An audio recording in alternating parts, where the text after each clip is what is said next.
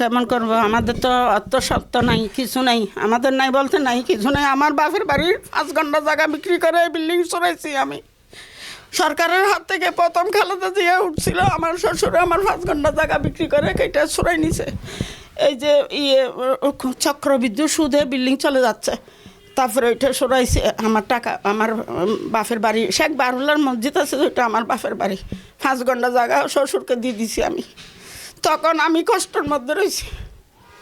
ভয় না, আমাদের নুকুরাগা ফারার বিশেষ করে রাত আসলে আমাদের যেই ভয় লাগে, আল্লাহ ছাড়া কেউ জানে না। আমার মেয়ের আব্বা মেয়ের কাছে চলে যায়, আমার ছেলেও চলে যায় দরবারে, আমি একা থাকি।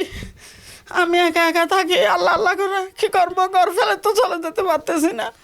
ওদের নাম একটা উসমান আসির ফারুক, ওরা দুইজনে বেশি করতেছে। এবার লোকমান না বাসুরের ছেলে এবার লুকমান আছে বিদেশ থেকে। আমি বলছি আমি টাকা দেব, তোমরা একটা সিফটি ঠাঙ্গি করে দাও। আমাদের ঘরের মহিলা যারা যাচ্ছে না, আমার পাগুলো খেয়ে ফেলছে। তারপরে দেয় নেই, চলে গেছে। তখন আমি আর পারতেছি না, সিডিআর মধ্যে গিয়ে আমি আশ্রয় নিয়েছি। সিডিআ বলতেছি না, রশিদ স্যার এসে বলে কি, তোমরা বিএমপি করো এক ভাই আওয়ামী লীগ করো, তোমরা নিচে নামো, ওদেরকে উপরে দাও। ওদেরকে অনেক বকা দিছে, তো আনছে এখানে এনে সব দেখাইছে। বলে কি ওরা ওরকম করে রাখছে কেন, আমাদের ওখানে তো পরিষ্কার, আমাদের ওখানে তো একদম বিল্ডিং হাই ভাই।